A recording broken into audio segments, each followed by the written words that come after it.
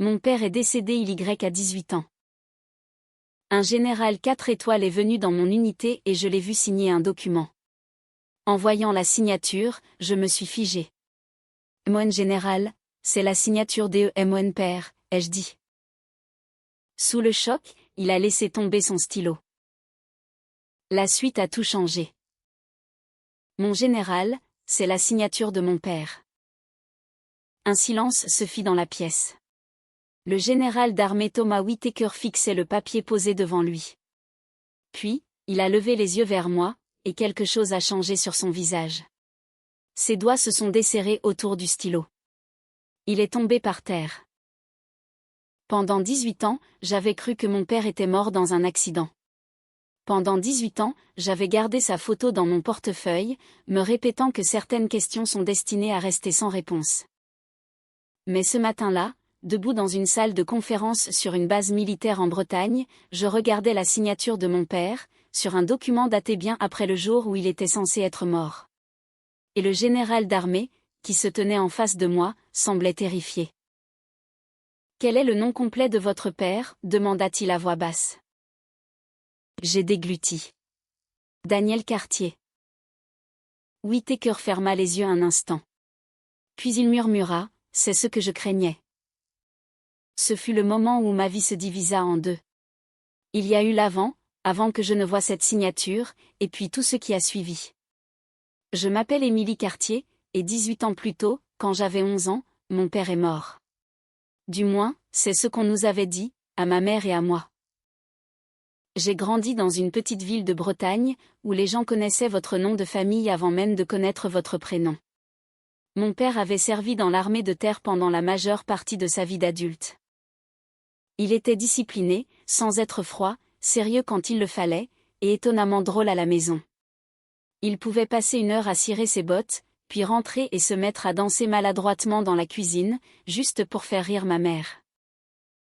Je me souviens de ces choses plus clairement que des détails de ses funérailles. Je me souviens de ses mains. Je me souviens de l'odeur de son après-rasage. Je me souviens de lui me disant, « Ne signe jamais quelque chose que tu ne comprends pas. » Je ne savais pas alors à quel point ces mots deviendraient importants. La nuit de sa mort, ma mère a reçu un appel téléphonique peu après minuit. Je me suis réveillée parce qu'elle pleurait. Elle était assise à la table de la cuisine, une main pressée contre sa bouche, essayant de ne pas faire de bruit. Un homme de l'armée est venu chez nous avant le lever du soleil. Il portait un uniforme, parlait doucement, et a dit à ma mère que mon père avait été tué dans un accident de la route, alors qu'il rentrait de mission.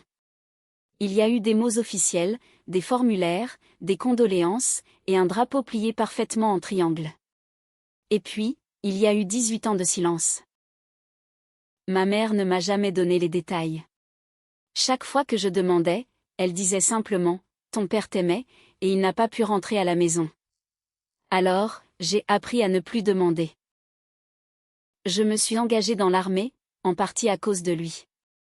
Je voulais comprendre le monde auquel il avait appartenu, et devenir quelqu'un qu'il aurait respecté. Je pensais avoir enfin fait la paix avec la mort de mon père. Et puis, le général Whittaker est venu dans mon unité. La visite était prévue depuis des semaines. La salle de conférence était préparée, les dossiers d'information étaient imprimés, et tout le monde savait où se tenir. Whittaker est entré avec son état-major et a commencé à examiner les documents. J'étais posté sur le côté de la salle, prenant des notes. Puis, un aide de camp a placé un mince dossier devant le général. Whittaker l'a ouvert. Il a lu la première page, puis la seconde. Il a pris un stylo à encre noire. Je n'étais pas censé regarder par-dessus son épaule. Mais une page a glissé, et j'ai vu la signature. Je l'ai reconnue instantanément. Il y a des choses que l'on peut oublier de quelqu'un après 18 ans. Le son de son rire, la couleur exacte de ses yeux, les petites habitudes qu'il avait avant le petit déjeuner. Mais une écriture peut rester gravée dans votre mémoire. Surtout quand vous avez grandi en voyant cette personne signer des cartes d'anniversaire, des mots d'autorisation, et des billets pour vos professeurs. La signature de mon père était là. Daniel Cartier. Mon estomac se noua. Je l'ai regardé à nouveau. Il n'y avait aucune erreur. La même inclinaison dans le D.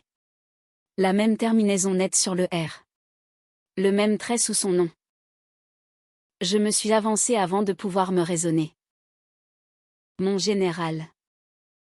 Whittaker a levé les yeux. J'ai pointé la page du doigt. C'est la signature de mon père. Son expression a changé immédiatement. Qu'est-ce que vous avez dit? Mon père, ai-je répété.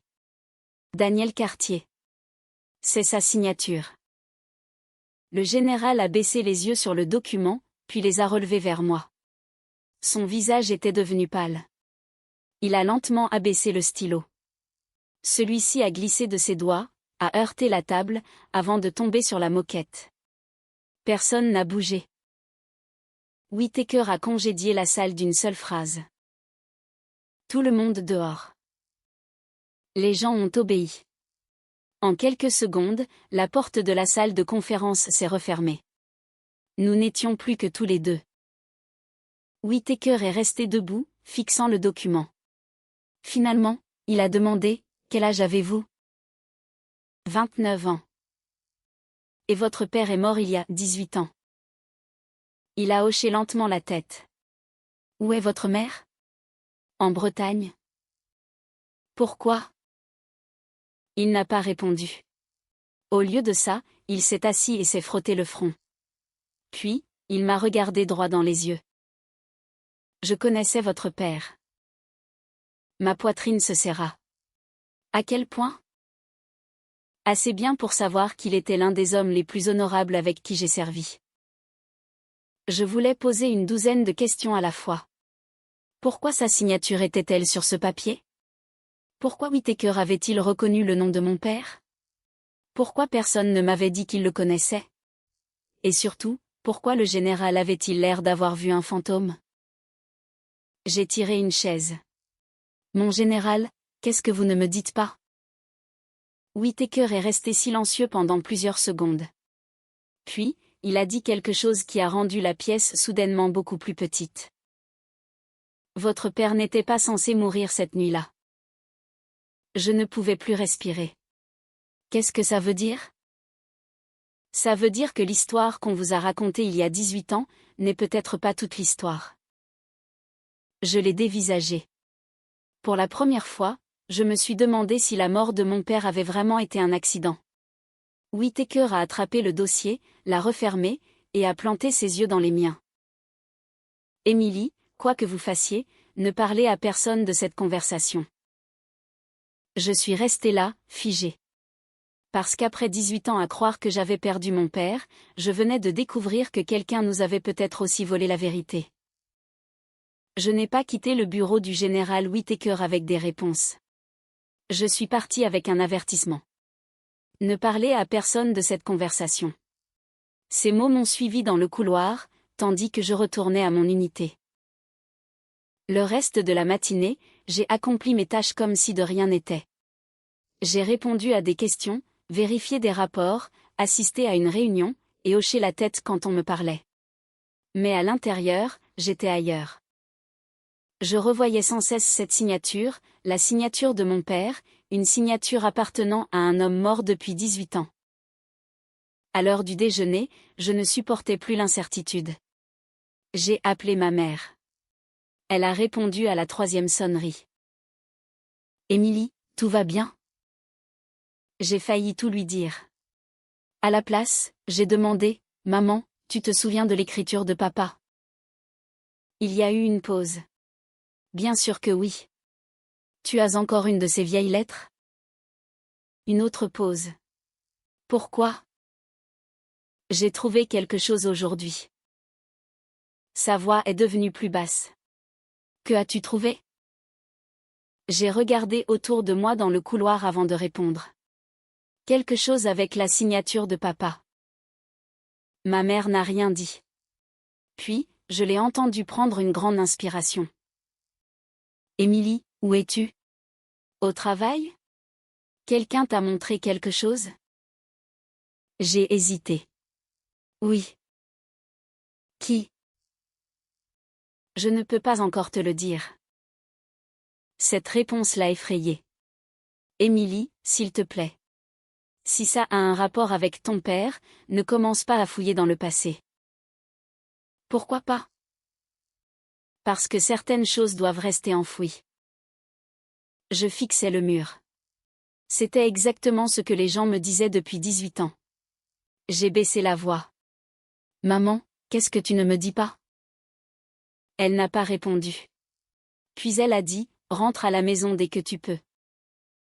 L'appel s'est terminé. Je suis restée assise là pendant plusieurs minutes. Ma mère n'avait jamais semblé avoir peur quand nous parlions de mon père. Pas une seule fois, jusqu'à ce jour. Ce soir-là, j'ai conduit jusqu'à la maison de ma mère. C'était la même modeste maison en briques où j'avais grandi. Le porche avait besoin d'être repeint. Les parterres de fleurs étaient en friche, et un vieux carillon éolien était toujours suspendu près de la porte d'entrée. Certaines choses avaient changé, d'autres non. Ma mère a ouvert la porte avant que je ne frappe. Elle m'a regardé un long moment. Puis elle a dit, entre. Nous nous sommes assises à la table de la cuisine, là où je faisais mes devoirs quand j'étais enfant. Ma mère a fait du café qu'aucune de nous n'a bu. Finalement, elle a demandé, qu'est-ce que le général t'a dit? Je me suis figée. Comment savais-tu que c'était un général? Elle a baissé les yeux. C'était ma réponse. Tu savais, ai-je murmuré. Je savais que quelqu'un finirait par venir chercher. Chercher quoi? La vérité. Mon cœur s'est mis à battre la chamade. Elle s'est dirigée vers un placard et en a sorti une petite boîte en bois. Je l'avais déjà vue. Elle l'a posée sur la table. Ça appartenait à ton père. À l'intérieur, il y avait de vieilles photos, des décorations militaires, 2 montres, plusieurs lettres pliées, et un petit carnet en cuir. J'ai pris le carnet. Pourquoi n'ai-je jamais vu ça?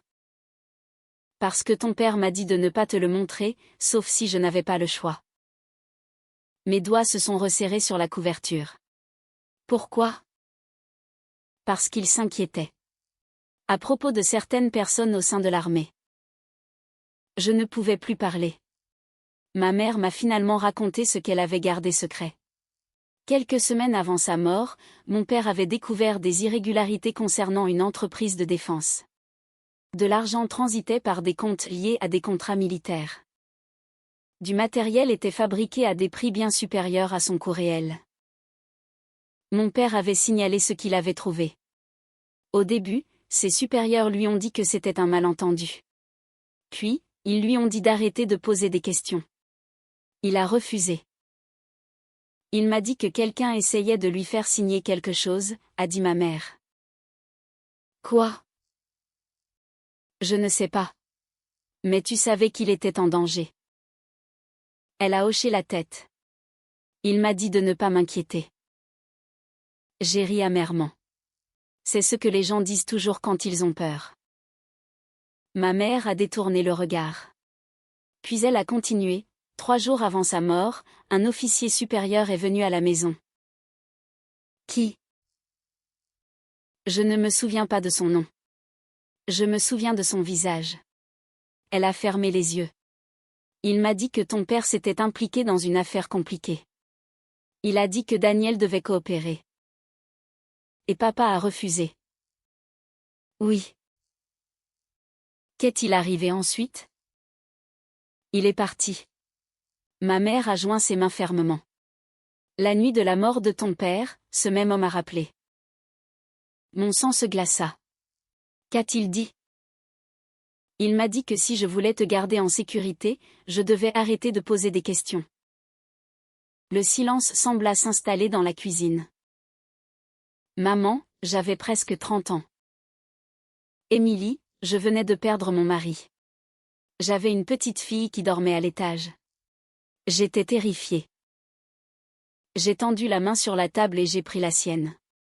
Pour la première fois, j'ai compris pourquoi elle était restée silencieuse. Mais comprendre n'était pas la même chose qu'accepter. Papa connaissait le général Whittaker? Oui.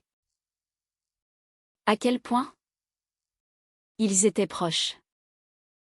Cela expliquait la réaction du général, mais pas la signature. J'ai ouvert le carnet en cuir. La plupart des pages contenaient des chiffres, des dates et de courtes notes. Puis, j'ai trouvé une page vers la fin. L'écriture de mon père remplissait le papier. En bas, il y avait une phrase qui m'a glacé le sang. S'il m'arrive quelque chose, assure-toi qu'Émilie connaisse la vérité. Je l'ai lu 2 fois. Puis encore une fois. Ma mère a couvert sa bouche. Je n'ai jamais vu cette page, a-t-elle murmuré. Je l'ai regardée. Alors pourquoi papa l'a-t-il écrite? Je ne sais pas. J'ai sorti mon téléphone et j'ai photographié la page. Puis, j'ai remarqué autre chose. Un nom. Richard Harel. Ma mère l'a reconnu immédiatement. Oh mon Dieu! Qui est-ce? Elle fixait le carnet. Le supérieur hiérarchique de ton père. J'ai cherché le nom sur mon téléphone. Richard Harel, colonel de l'armée de terre à la retraite, ancien dirigeant d'une entreprise de défense, membre du conseil d'administration de plusieurs sociétés, conférencier, philanthrope. Un homme riche, respecté, dont la photo apparaissait aux côtés de politiciens et de chefs militaires. Il ne ressemblait en rien au méchant que j'avais imaginé. Ce qui le rendait plus dangereux. J'ai appelé le général Whittaker le lendemain matin. Il a répondu presque immédiatement. Vous avez trouvé quelque chose. Ce n'était pas une question. Oui. Je lui ai parlé du carnet. Quand j'ai prononcé le nom de Richard Harel, Whittaker est resté silencieux. Finalement, il a dit, Émilie, votre père pensait que Harel était impliqué. L'était-il? Je ne sais pas. Vous êtes un général d'armée. Vous devez savoir quelque chose. J'en sais assez pour vous dire ceci. Harel avait accès à l'enquête. Mon estomac se serra. Et après la mort de papa, l'enquête a disparu. Je regardais par la fenêtre. Qu'est-ce que vous voulez dire par disparu? Des dossiers ont été modifiés. Certains fichiers ont été classés secret défense. D'autres n'ont jamais été retrouvés. Pourquoi? La voix de Whittaker est devenue lourde. Parce que quelqu'un voulait faire porter le chapeau à votre père pour quelque chose qu'il n'avait pas fait. J'ai fermé les yeux. 18 ans de deuil ont soudain pris une autre saveur. Ce n'était plus seulement du deuil. C'était de la colère. Pour la première fois, je ne demandais pas pourquoi mon père était mort. Je demandais qui avait bénéficié de sa mort. Et je savais une chose avec une certitude absolue. J'allais le découvrir. J'ai passé les 3 jours suivants à essayer de me convaincre que je poursuivais une coïncidence. Ça aurait été plus simple comme ça. Peut-être que le carnet de mon père était vieux. Peut-être que Richard Harel avait simplement été l'un des dizaines d'officiers impliqués dans la même enquête. Peut-être que la signature que j'avais vue était liée à une affaire administrative de routine. Mais chaque explication s'effondrait quand je regardais les dates. Le document que le général Whittaker examinait était daté de 17 ans après la mort de mon père. Cela signifiait que quelqu'un avait utilisé la signature de mon père bien après sa disparition. Et si la signature était authentique, alors quelqu'un l'avait soit copiée, soit eu accès à un document portant sa signature originale. Aucune de ces possibilités ne me rassurait. J'ai demandé à Whittaker si je pouvais revoir le document. Il a refusé. Pas encore. Pourquoi? Parce que j'ai besoin de savoir à quoi nous avons affaire avant de vous mettre au milieu de tout ça. J'ai presque ri. Je suis déjà au milieu de tout ça. Il y a eu un silence au téléphone. Puis il a dit, vous avez raison. Cet après-midi-là, il a accepté de me rencontrer en dehors de la base. Nous nous sommes assis dans un restaurant tranquille, à environ 20 minutes de l'installation. C'était le genre d'endroit où les retraités buvaient du café pendant des heures, et où la serveuse appelait tout le monde, ma belle. Whittaker est arrivé en civil. Pour la première fois, il ressemblait moins à un général d'armée qu'à un homme âgé portant un lourd fardeau. Il a posé un dossier sur la table. Ce ne sont pas des documents classifiés, a-t-il dit. Ce sont des archives publiques et des documents qui ont été déclassifiés depuis. J'ai ouvert le dossier. Les premières pages concernaient une entreprise de défense nommée Harel Systèmes Stratégiques. Richard Harel avait fondé la société après avoir quitté le service actif. Au début, tout semblait légitime. Contrats gouvernementaux, équipements, approvisionnement, accords de conseil. Puis, j'ai vu le nom de mon père. Daniel Cartier avait soumis une note écrite concernant des factures gonflées, liées à l'un des contrats de Harel. J'ai regardé Whittaker. Pourquoi n'était-ce pas dans le dossier officiel de mon père? Parce que ça a disparu. Qui l'a retiré? Nous ne savons pas. J'ai tourné la page. Il y avait un autre document.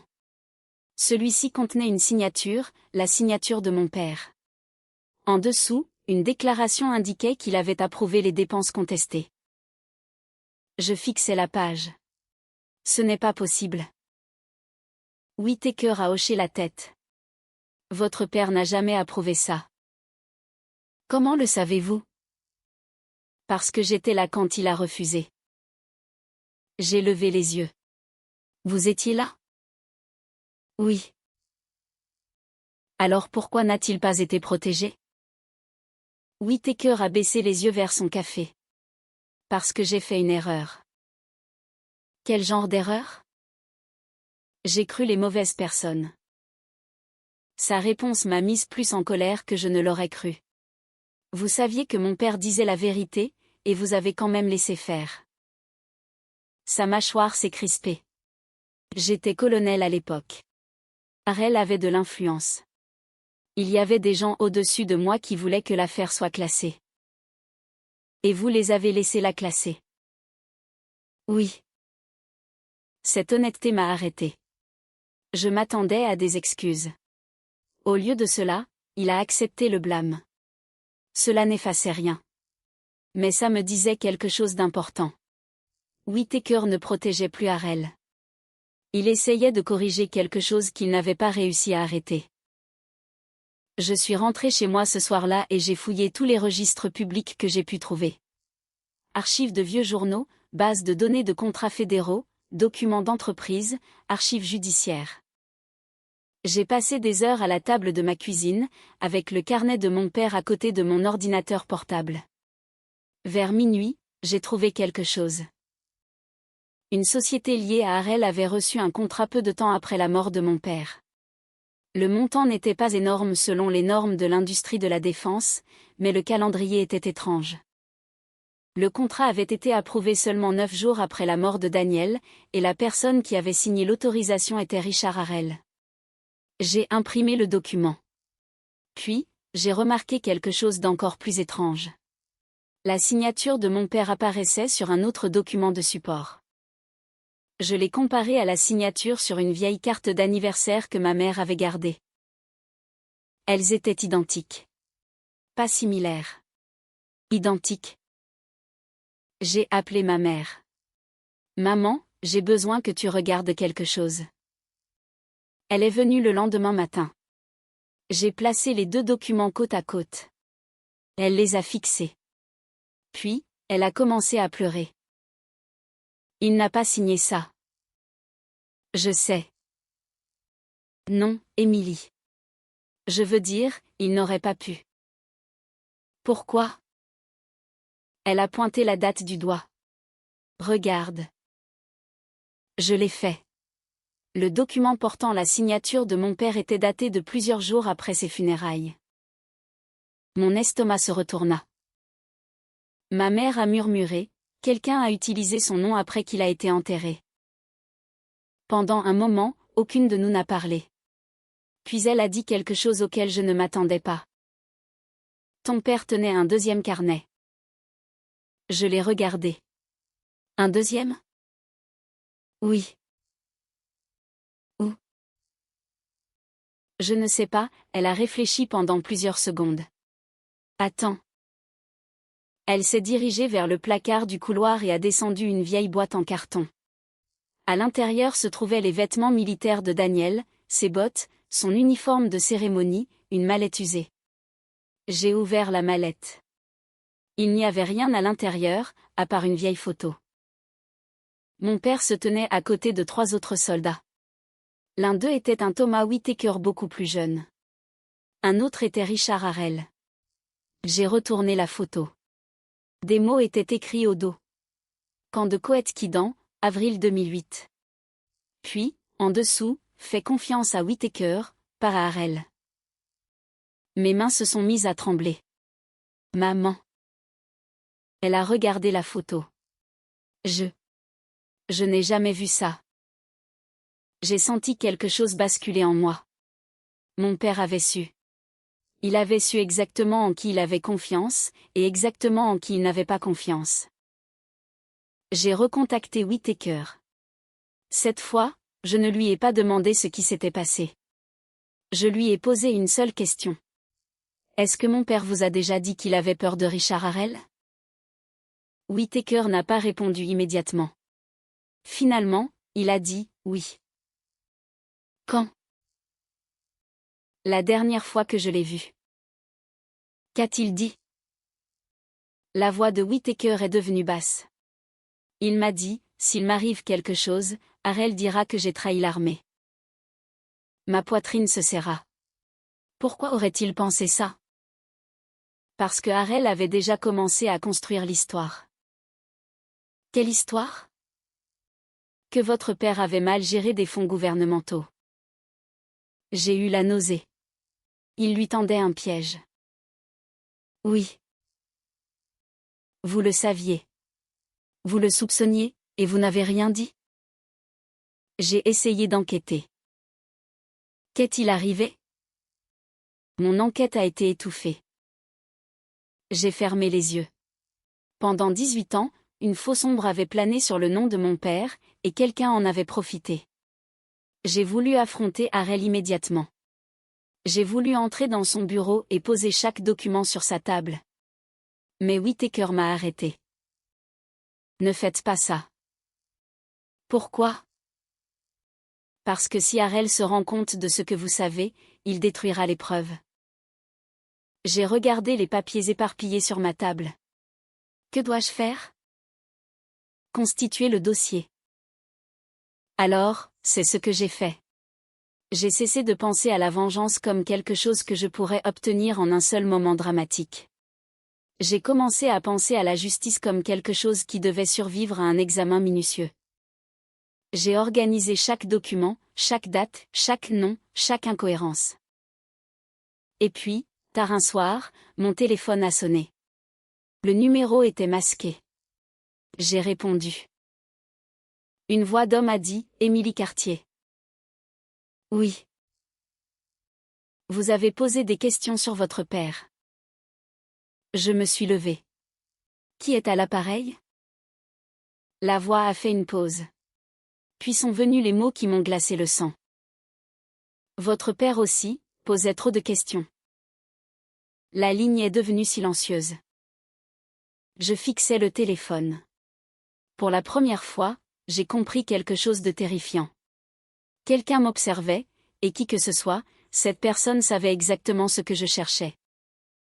Pendant plusieurs secondes après la fin de l'appel, je suis restée immobile dans ma cuisine. La maison était silencieuse. Trop silencieuse. Le réfrigérateur bourdonnait derrière moi. Une voiture est passée quelque part dans la rue. L'horloge au-dessus de l'évier a cliqué une fois, puis une autre.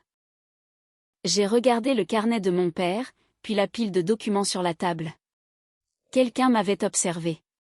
Cela signifiait que le passé n'était pas enterré. Il se protégeait. J'ai appelé le général Whittaker immédiatement. Il a répondu à la deuxième sonnerie. Ils vous ont contacté, a-t-il dit. Je n'ai pas demandé comment il le savait. Oui. Qu'ont-ils dit? J'ai répété les mots exacts. Whittaker est resté silencieux. Puis il a dit, Émilie, écoutez attentivement. N'affrontez pas Harrell.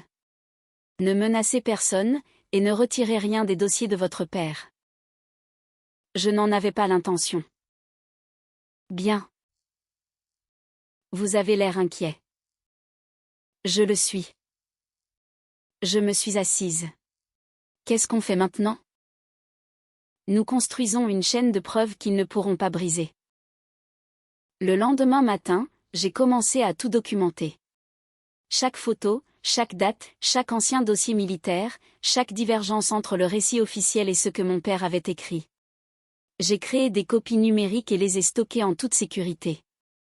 J'ai gardé les originaux intacts.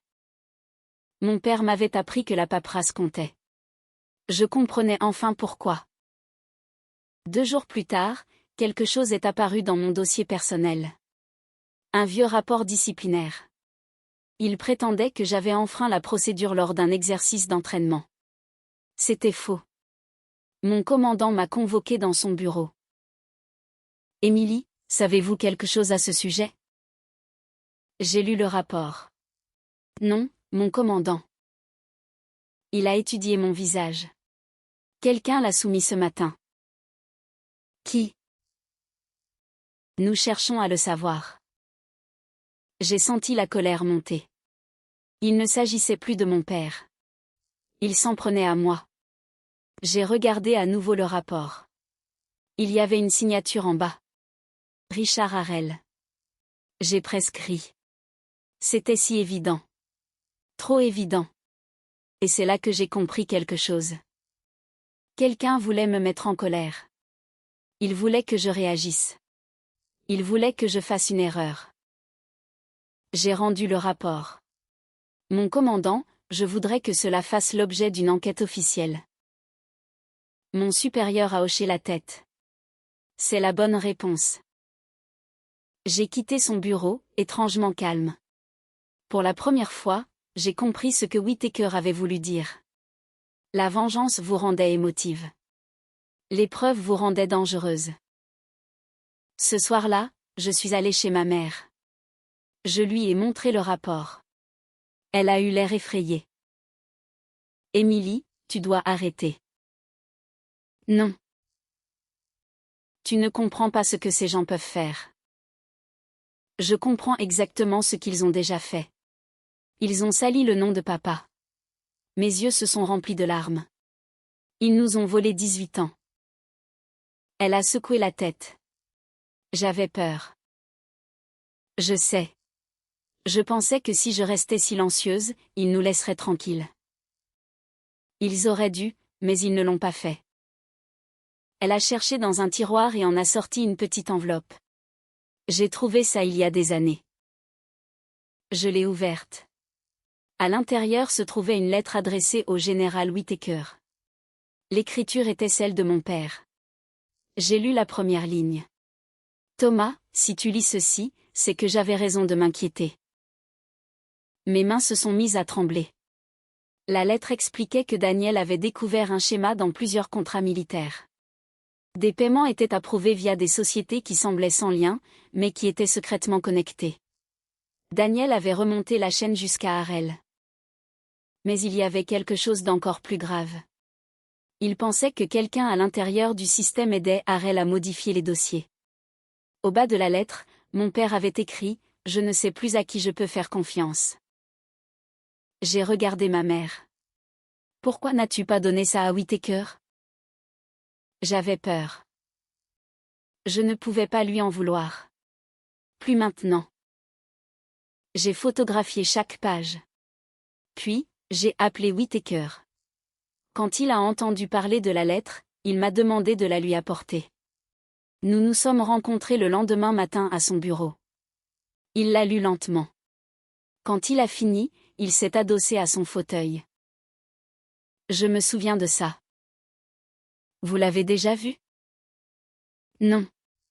Alors qu'est-ce que vous voulez dire? Je me souviens que votre père m'a dit qu'il avait écrit quelque chose pour moi. Il a regardé l'enveloppe. Il ne me l'a jamais donnée. Pourquoi?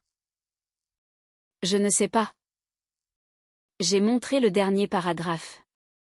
Qu'est-ce que cela signifie? Whittaker l'a relu. Les derniers mots de mon père étaient « Si je disparais, ne cherchez pas où ils vous disent de chercher. Regardez qui en profite. Whittaker a fermé les yeux. Puis il a dit, votre père était plus intelligent que nous tous. Je me suis penché en avant. Qui en a profité? Il n'a pas répondu. Je le savais déjà. Richard Harrel. Mais nous avions besoin de preuves. Whittaker a fait en sorte que les documents soient examinés par les canaux d'enquête appropriés. En quelques jours, des personnes qui avaient ignoré le cas de mon père 18 ans plus tôt posaient soudainement des questions. Puis Harrel m'a appelé. Son numéro s'est affiché sur mon téléphone. J'ai répondu. Monsieur Harrel. Émilie. Sa voix était calme, presque paternelle. J'entends dire que vous vous intéressez au vieux dossier de Daniel. Oui. Je vous conseillerais d'arrêter. On m'a conseillé beaucoup de choses ces derniers temps. Il a gloussé. Vous ressemblez à votre père. Cette phrase m'a glacé le sang. Vous le connaissiez bien. Mieux que vous ne le pensez. Qu'est-ce qui lui est arrivé? Silence. Puis il a dit, votre père était un homme bon, qui s'est retrouvé pris dans quelque chose qu'il ne comprenait pas. Ce n'est pas ce que disent les dossiers. Les dossiers disent beaucoup de choses. Quelqu'un les a modifiés. Sa voix est devenue plus froide. Faites attention à vos accusations. Vous me menacez? Non. Il a fait une pause. Je vous préviens. J'ai regardé la photo de mon père sur le mur. Vous avez prévenu ma mère il y a 18 ans. Silence. Ce fut la première fois que Harrel cessa de faire semblant. Je pouvais entendre sa respiration. Puis il a dit doucement, votre mère aurait dû se taire. La ligne est devenue silencieuse. Je suis restée assise, à fixer le téléphone. Pendant 18 ans, je m'étais demandé si mon père était mort par malchance. Maintenant, je savais que non. Quelqu'un avait eu peur de ce qu'il savait, et maintenant, cette personne avait peur de moi. Mais Harrel avait fait une erreur. Il en avait assez admis. J'ai immédiatement noté tout ce dont je me souvenais de la conversation, y compris les mots exacts et leur approximative. Puis, j'ai envoyé le compte-rendu à Whittaker. Pas de confrontation, pas de menace, pas de vengeance imprudente. Juste des preuves. Ce soir-là, j'ai pris la photo de mon père et je l'ai placée à côté de mon bureau. Je t'ai retrouvé, papa, ai-je murmuré. Pour la première fois, je ne cherchais pas l'homme qui avait causé notre douleur. Je construisais un dossier qui pourrait lui survivre. Et quelque part, dans un bureau tranquille, Richard Harrel croyait encore que 18 ans de silence le protégerait. Il avait tort, parce que la vérité avait enfin trouvé une voie. Et cette fois, elle n'allait pas disparaître. L'enquête a commencé discrètement. Il n'y avait pas de caméra de télévision devant ma maison, pas d'arrestation spectaculaire, pas de journaliste attendant devant la porte de ma mère. Au début, rien ne semblait se passer, mais en coulisses, tout bougeait. J'ai été contacté par un enquêteur qui a expliqué que plusieurs anciens dossiers liés à l'affaire de mon père étaient en cours d'examen. Il m'a posé les mêmes questions plus d'une fois. Qu'est-ce que mon père avait dit à ma mère? De quoi se souvenait le général Whittaker? Quels documents avais-je trouvé? Est-ce que quelqu'un m'avait contacté ou menacé? J'ai répondu à chaque question avec soin. Je n'ai pas exagéré. Je n'ai pas comblé les vides avec des suppositions. J'avais appris quelque chose pendant ces semaines, que mon père avait compris bien avant moi. La vérité n'avait pas besoin d'une histoire dramatique. Elle avait besoin de preuves. Puis, un vendredi matin, mon commandant m'a convoqué dans son bureau. Fermez la porte, Émilie. Je l'ai fait. Il m'a fait signe de m'asseoir. Vous avez été innocenté. J'ai froncé les sourcils. Innocenté de quoi? La plainte disciplinaire. Je l'ai dévisagée. Elle a été fabriquée. Oui. Il m'a tendu un document. La personne qui l'a soumise n'a pas pu étayer les allégations. J'ai regardé la signature. Richard Harrel. Mais il y avait plus. Un enquêteur avait remonté la trace de la soumission jusqu'à un ancien employé d'une des sociétés de Harel. L'homme avait admis qu'on lui avait ordonné d'envoyer le rapport. Il avait également remis des emails. J'ai senti mon cœur battre la chamade. Que disaient les emails? Mon commandant a hésité. Il suggère que Harel essayait de déterminer ce que vous saviez. J'ai lentement baissé le document. Donc, il essayait de me faire peur. C'est ce qu'il semble. J'ai quitté le bureau et j'ai appelé Whittaker. Il n'a pas semblé surpris. C'est pourquoi je vous ai dit de tout documenter. Que arrive-t-il à Harel? Cela dépend de ce que les enquêteurs prouveront. J'ai regardé à travers la base. Pendant 18 ans, Richard Harel avait vécu comme un homme d'affaires respecté. Il assistait à des cérémonies militaires. Il donnait des discours sur le leadership. Il faisait des dons à des organisations d'anciens combattants. Les gens lui serraient la main et le remerciaient pour son service. Pendant ce temps, la plupart des gens se souvenaient de mon père comme d'un homme mort dans un accident. J'avais envie de crier. Au lieu de ça, je suis rentrée chez moi. Ma mère était assise à la table de la cuisine. Elle avait une vieille photo devant elle. C'était l'une des dernières photos jamais prises de mon père. Elle m'a regardée. Ils ont trouvé quelque chose, n'est-ce pas? Oui. Elle a hoché lentement la tête. Je savais qu'il le ferait. Je me suis assise à côté d'elle. Maman, j'ai besoin que tu me dises tout ce dont tu te souviens de la nuit où papa est mort. Elle a baissé les yeux sur la photo. Je t'ai tout dit. Non, tu m'as dit ce avec quoi tu pouvais vivre. Il y a une différence. Ses yeux se sont remplis de larmes. Je lui ai pris la main. Tu n'as plus besoin de me protéger. Elle a fermé les yeux. Puis, elle m'a finalement raconté la partie qu'elle n'avait jamais pu dire. La nuit de la mort de mon père, il avait appelé à la maison. Il avait l'air effrayé. Pas paniqué, effrayé. Il lui a dit qu'il avait découvert quelque chose et qu'il allait rencontrer quelqu'un. Il a promis qu'il rentrerait bientôt. Puis, des heures plus tard, les militaires sont venus à la maison. Ils lui ont dit qu'il y avait eu un accident. Mais ma mère avait remarqué quelque chose d'étrange. La voiture de mon père avait été retrouvée à des kilomètres de la route qu'il prenait normalement. Sa mallette manquait, et sa montre n'avait jamais été retrouvée. Je l'ai dévisagé. Pourquoi ne me l'as-tu pas dit? Parce que tu avais 11 ans. Tu aurais pu me le dire quand j'étais plus grande. J'avais peur. J'ai serré sa main. Je sais. Elle m'a regardé. Je pensais que le silence te protégerait. Il les a protégés, eux. Elle a hoché la tête. Je le sais maintenant.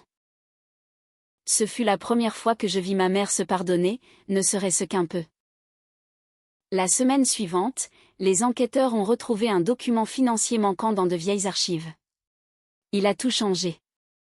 Le document montrait que de l'argent avait été transféré entre plusieurs sociétés liées à Harel. La transaction avait été approuvée en utilisant les identifiants de mon père. Mais il y avait un problème. L'approbation avait eu lieu après sa mort. Et sous l'approbation, se trouvait la signature de mon père. La même signature que j'avais vue sur ce document dans le bureau du général Whittaker. La signature qui avait tout déclenché. Un expert a examiné le document. La conclusion était dévastatrice.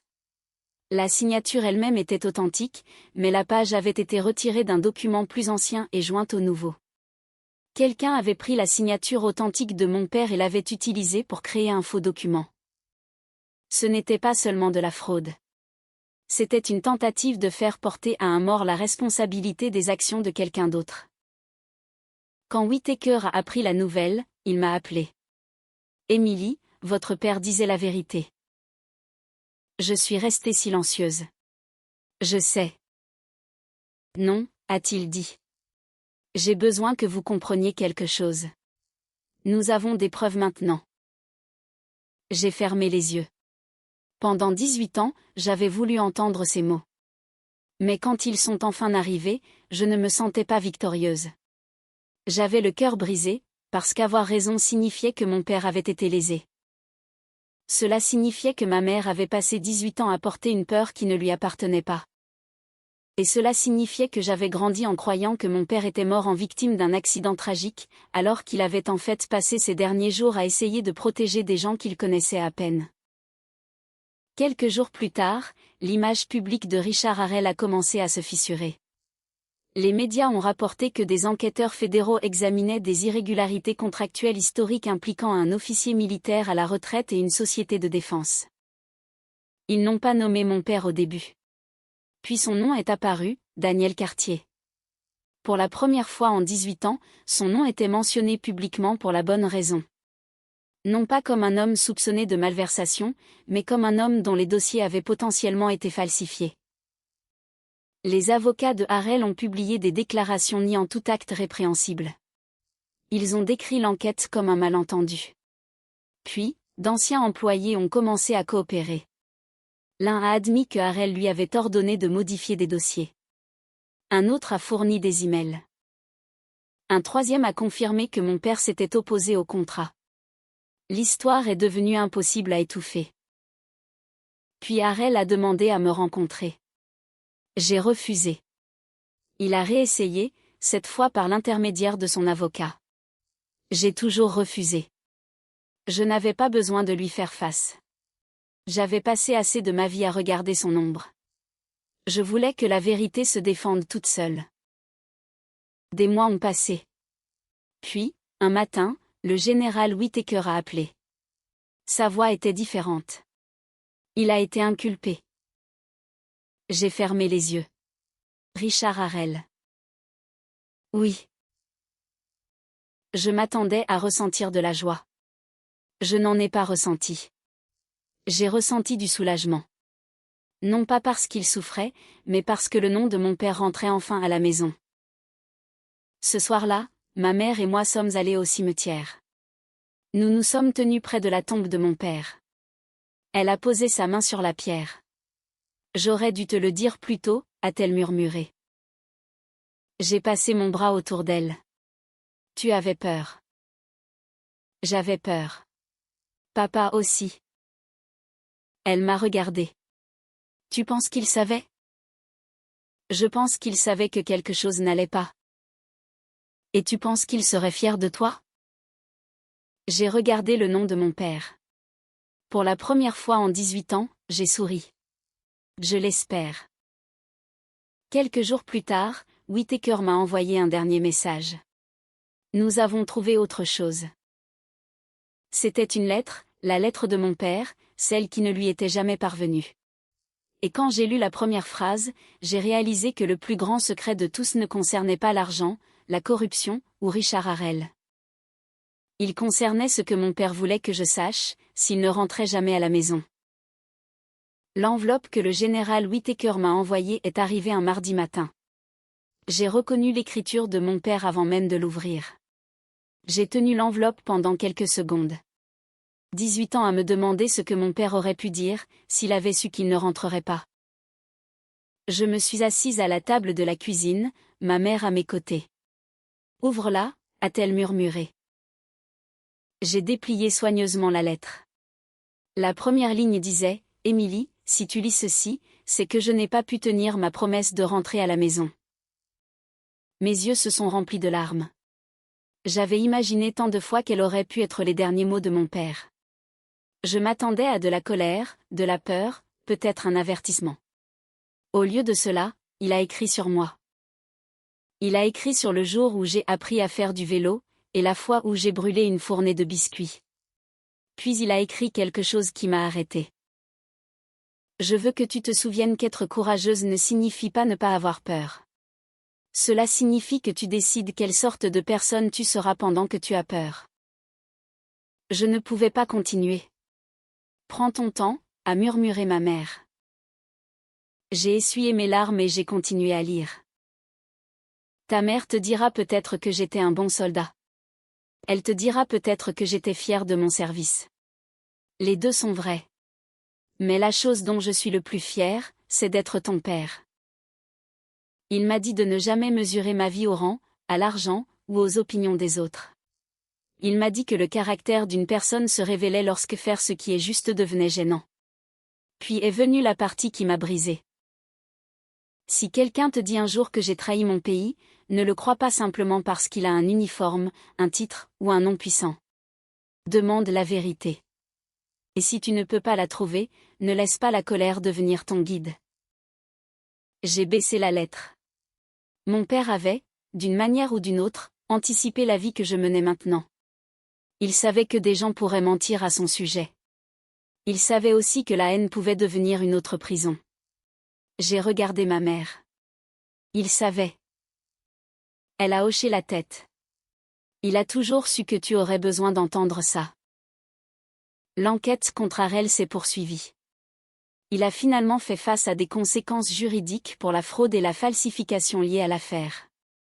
D'autres qui l'avaient aidé ont été interrogés, et certains ont coopéré. Mais il n'y a pas eu de fin de film. Pas de discours au tribunal où je le détruisais avec quelques phrases parfaites. La vraie justice était plus lente. Elle est venue à travers des dossiers, des témoignages, des preuves financières, et des gens qui disaient enfin la vérité. Personne ne pouvait dire que j'avais ruiné Richard Harel. Ses propres décisions l'avaient fait. J'avais simplement cessé de protéger le mensonge. Quelques mois plus tard, le dossier militaire de mon père a été officiellement corrigé. Les fausses allégations ont été retirées. Son état de service a été restauré. Ma mère a reçu une lettre officielle reconnaissant que Daniel Cartier n'avait pas approuvé les malversations associées à ses contrats. Elle l'a lu 3 fois. Puis, elle l'a posé sur la table de la cuisine et a commencé à pleurer. Je l'ai serrée dans mes bras. Pendant des années, elle avait porté une question à laquelle elle ne pouvait pas répondre. Maintenant, elle avait enfin une réponse.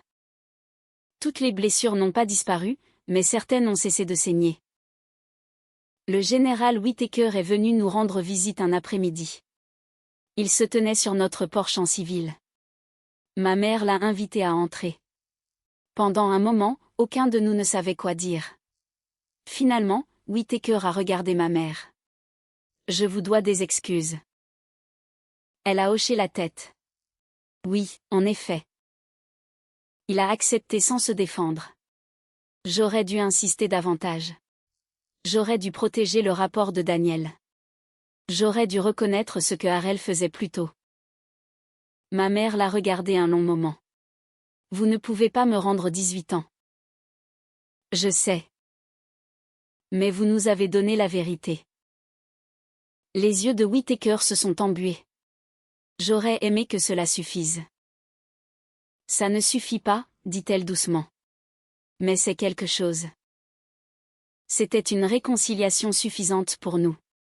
Ne pas prétendre que le passé n'a jamais eu lieu, ou effacer la responsabilité. Simplement décider que la vérité importait plus que la fierté.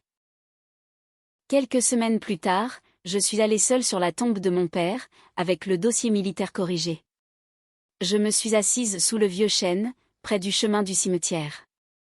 Pendant des années, j'étais venue ici en portant mon deuil. Ce jour-là, je suis venue en portant quelque chose de plus proche de la paix. J'ai posé le document contre la pierre. « Papa, ai-je dit, ils ont enfin corrigé ton dossier. » Le vent a soufflé dans les feuilles. J'aurais aimé que tu puisses le voir. J'ai pensé à sa lettre, et aux 18 ans que j'avais passé à croire que la vengeance signifiait faire payer quelqu'un. J'ai enfin compris que j'avais eu tort. La vengeance avait été la colère que je portais quand je pensais que personne ne nous croirait jamais. La justice était différente. La justice, c'était la vérité documentée. La justice, c'était le nom de mon père restauré. La justice, c'était ma mère qui dormait enfin, sans se demander si elle lui avait manqué de parole. Et le pardon. Le pardon ne consistait pas à dire que ce qui s'était passé n'avait pas d'importance. C'était refuser de laisser ce qui s'était passé contrôler le reste de ma vie. Je n'ai pas pardonné à Richard Harel pour lui. J'ai pardonné ce que je pouvais, parce que je voulais être libre. Je me suis levée et j'ai brossé la terre de mes mains. Avant de partir, j'ai regardé le nom de mon père une dernière fois. Ils nous ont pris 18 ans, ai-je murmuré. Mais ils n'auront pas le reste de ma vie. Puis, je suis partie. Je n'étais plus la petite fille de 11 ans qui attendait que son père rentre à la maison. J'étais une femme qui savait enfin qui il avait été. Un bon soldat, un homme courageux, un père qui avait choisi l'intégrité quand cela lui a tout coûté. Et peut-être que c'était le véritable héritage qu'il m'avait laissé. Pas la vengeance, pas la colère. Le courage. Si cette histoire vous a rappelé quelqu'un qui vous a appris ce que signifie l'intégrité, prenez un moment pour penser à cette personne aujourd'hui. Et si vous avez déjà porté une vieille blessure, j'espère que vous vous souviendrez que la recherche de la vérité ne vous oblige pas à perdre votre paix. Parfois, la forme de justice la plus puissante est simplement de refuser de devenir amer. Si cette histoire vous a touché, partagez-la avec quelqu'un qui pourrait avoir besoin de ce rappel. Et si vous aimez les histoires de courage, de justice familiale et de seconde chance, pensez à vous abonner et à nous rejoindre pour la prochaine histoire. Parce que parfois, la vérité met 18 ans à rentrer à la maison. Mais quand elle le fait enfin, elle peut tout changer.